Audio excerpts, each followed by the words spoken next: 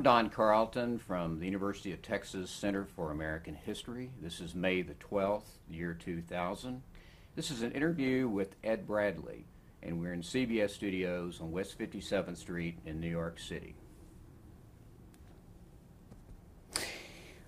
Well, good morning, Ed. We start these interviews with sort of a name, rank, and serial number set of questions. So what was your name at birth? Edward R. Bradley, Jr. Did you have any nicknames when you were growing up? More than I can recall. A few. I had a few nicknames. Oh, do you recall what they were? Oh, my mother and father called me Butch. My family called me Butch. When were you born? June 22nd, 1941. Where? Philadelphia. Now, where did you grow up? Philadelphia. What was your father's name? Ed Bradley, Sr. And what did he do? He had a vending machine business and owned a restaurant. And what was your mother's name? Gladys. And what did she do? She worked at a restaurant. Any siblings? No. Did you have any hobbies when you were growing up? None that I remember. Characterize yourself as a student. How good of a student were you? I was a good student academically and a mischievous student behavior-wise. For example? For example, I got, 90s, 95s in subject matter and 70s in attention during class, thoroughness, and behavior. Now, what did you aspire to when you were growing up? What did you want to be? Growing up, I think I went through the usual period of you want to be a policeman, fireman. I think along about the 8th grade, I read a story on chemical engineers, and I decided I wanted to be a chemical engineer. I think that probably lasted a few months. I never had a burning ambition to do anything. So I never started out thinking this is what I want to do. Mm-hmm. I didn't know what I wanted to do until I fell into this. Did you pay much attention to current events when you were a kid? No, not when I was a little kid, and certainly not in elementary school. Mm-hmm.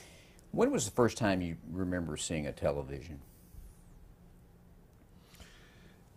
Well, maybe early 1950s, I guess.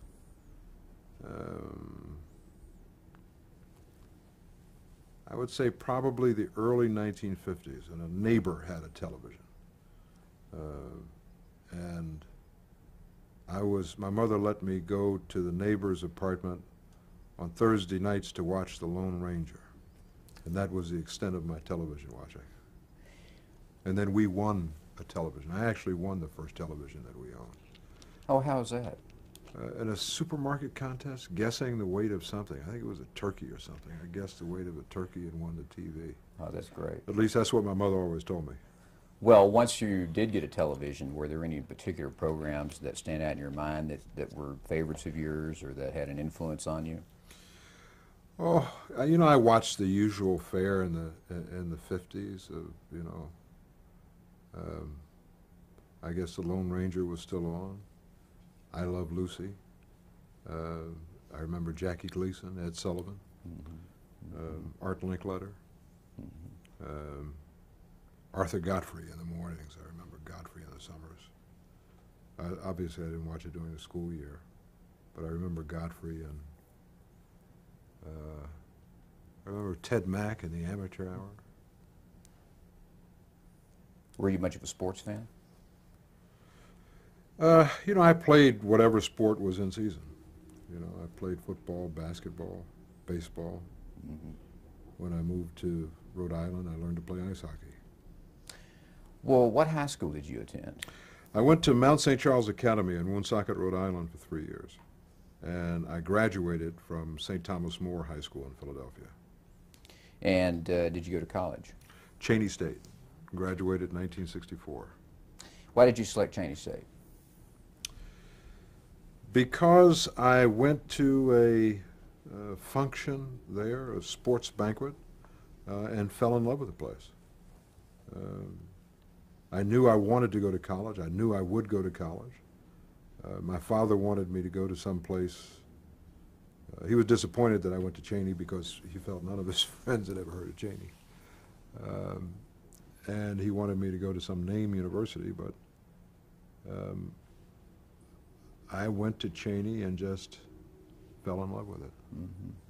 What did you study there? What was your major? I majored in elementary education. And why did you pick that major? Because it was a teacher's college. And I started out in industrial arts, and after 2 days of classes in industrial arts knew that it wasn't what I wanted to do. I had no background in industrial arts, no background in high school courses like mechanical drawing and things like that. I didn't have a clue what was going on, so I thought, how the hell am I going to teach this? Mm-hmm. So my options then were elementary education or secondary education. I switched majors to elementary education. Do you remember any particular reason why you picked elementary over secondary? No. What was your first job out of college? Well, I actually had a job while I was in college. I mean, I had jobs all through college. I worked for the Department of Recreation in Philadelphia at a recreation center. I worked at a small radio station in Philadelphia. And This is all during college? all during college. And when I graduated, I taught school And where was that? in Philadelphia. In Philadelphia. And it was that was at an elementary school? That was at the Charles W. Henry School, the first school where I taught. Mm-hmm. And you taught what subject? Taught fifth grade. So that was across all the subjects? All in the fifth grade? subjects. Oh, so you were the... Right. I was a fifth grade teacher. How was that experience? What are your memories of that? You know, it was good at the beginning. And the first couple of years, I think I enjoyed the first and second year. By the end of the second year, I knew that I had a problem. That there was too much repetition, too much sameness, same subject, different faces, not enough of a challenge for me. And also, I didn't like the restriction. And the third year, I was asked to be an acting vice principal in the school where I was teaching at the time. So I was freed from the classroom. And once having had that freedom, I knew I could never go back in the classroom. Mm-hmm. At the same time, I was working at a radio station at night. And I knew I had to choose between the two careers. I had to go down one road or the other. I couldn't continue doing both. Mm-hmm. You say you graduated from college in '64, mm-hmm. Is that correct? Now, when you were in college, John F. Kennedy was assassinated, and what mm-hmm. are your memories of that event? When Kennedy was assassinated, I was a student teacher, and I had my class, the teacher was out that day, and I had my class in gym. And the principal came in and said, told the class, she had an announcement, and she said that the president had been shot. Mm-hmm. Now, you say that you worked in a radio station in Philadelphia, that was WDAS, right? Mm-hmm. How did that all come about? We had a man who at the time was the most popular disc jockey in Philadelphia. His name was Georgie Woods. He came to a class we had at Cheney called School and Community. The purpose of the class was to teach us as teachers, future teachers. Most of us would be working in the inner cities to use the resources of the community in the schools in an effort to try to reach the kids. George at the time was the most popular disc jockey in Philadelphia. He came out and spoke to our class, and some of my fellow students made fun of him or sort of laughed at him because of his syntax, his grammar.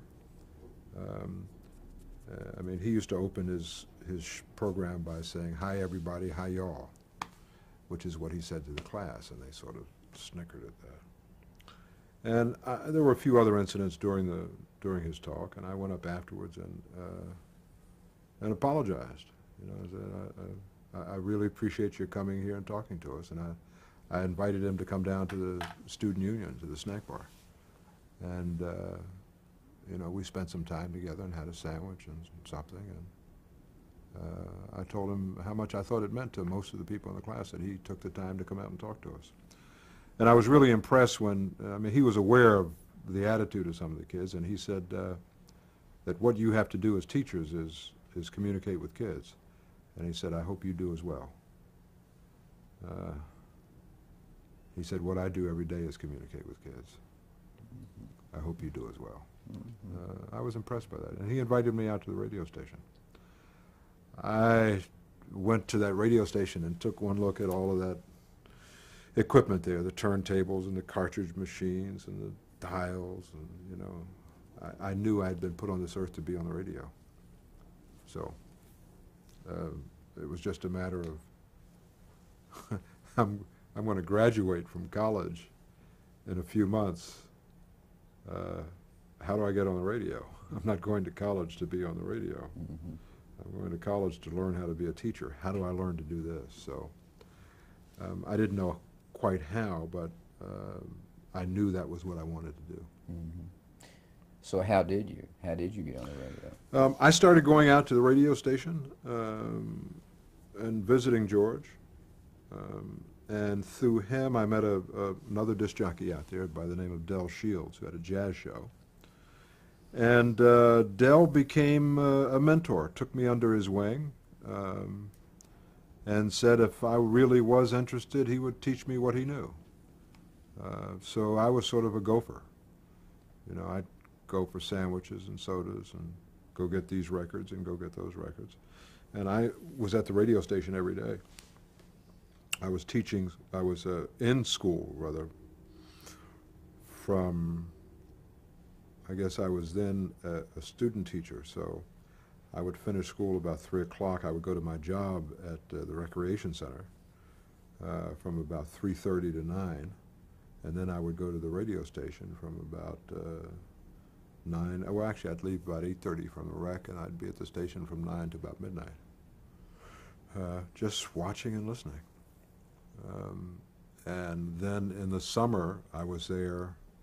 I worked a full day at the recreation center, and I would be at the station at 6 o'clock.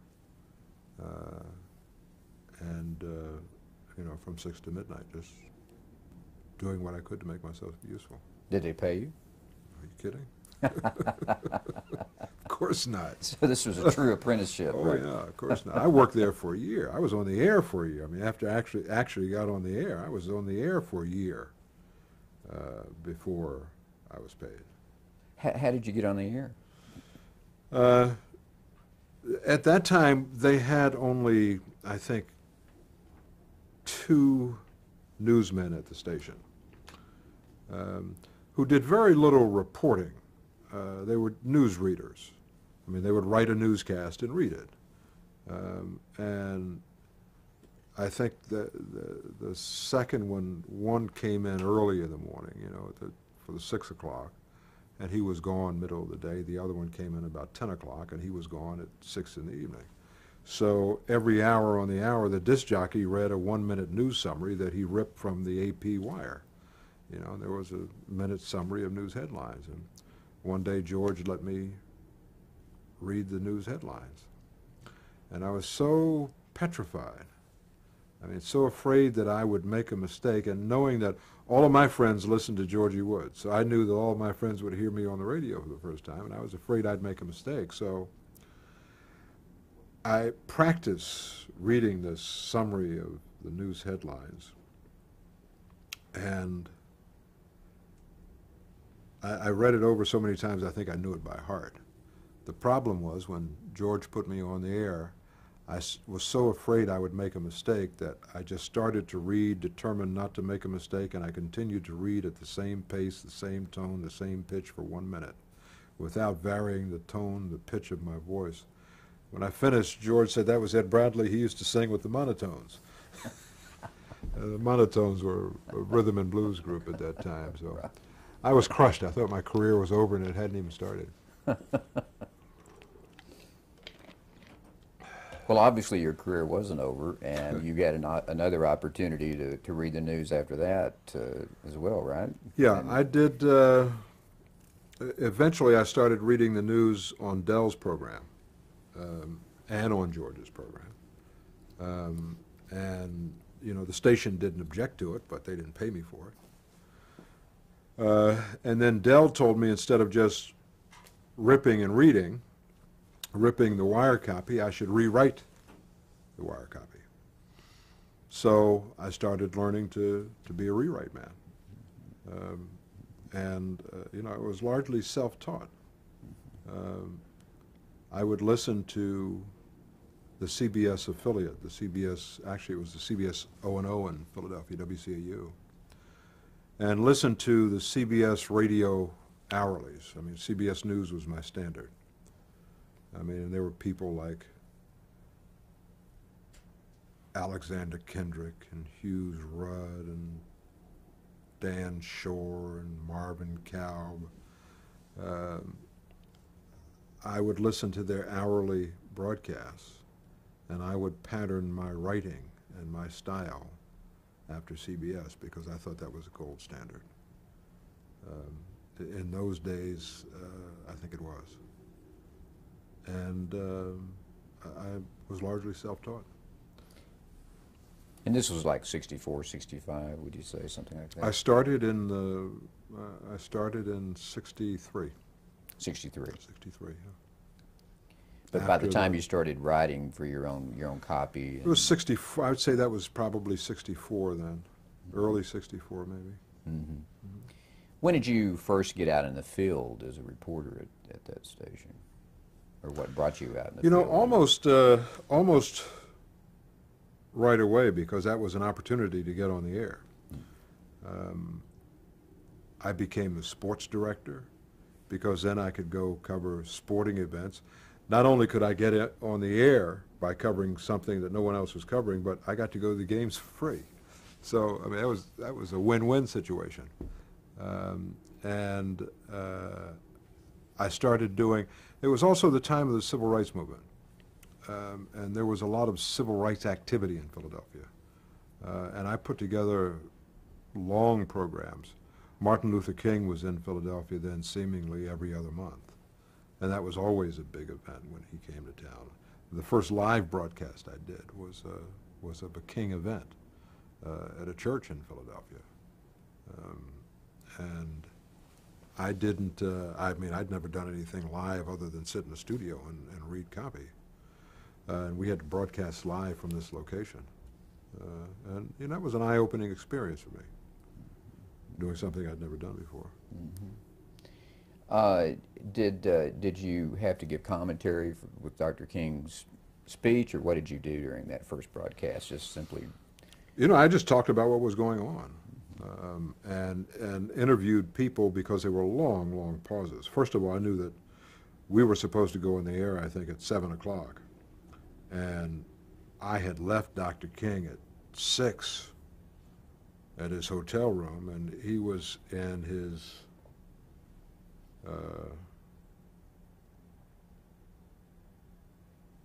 underwear.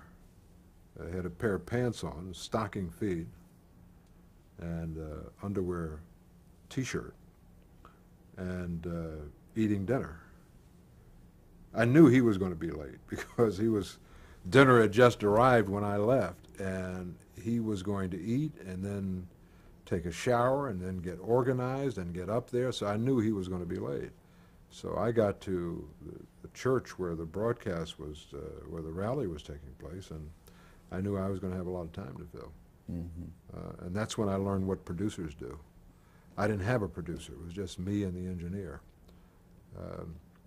But my girlfriend at the time was there, and I told her to go round up people who were leaders in that community for me to interview, because I looked up at one point, she had a row of people lined up the center aisle of this, side aisle of this church for me to interview. So she became my producer that night. well, going back a second, so Dr. King allowed you to come up and interview him in his room. No, I didn't interview him. I'd been with him all day. I see. So George sponsored his trip. George Wood sponsored his trip to to Philadelphia, so I was there with George. Well, when did this become a paying job, or did it? There was a riot in Philadelphia, I think in the summer of '65, maybe. And I went out and covered it. I mean, we didn't have people who went out in the street and covered stories. As I said, we had 2 newsmen at the time. One was out of town on vacation. This was on a Friday night.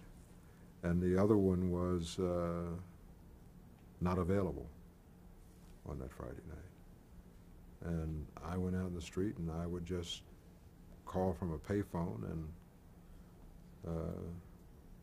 the engineer would patch me through and I'd do a live report. And then sometimes I would get someone to interview, like a community leader or a police spokesman.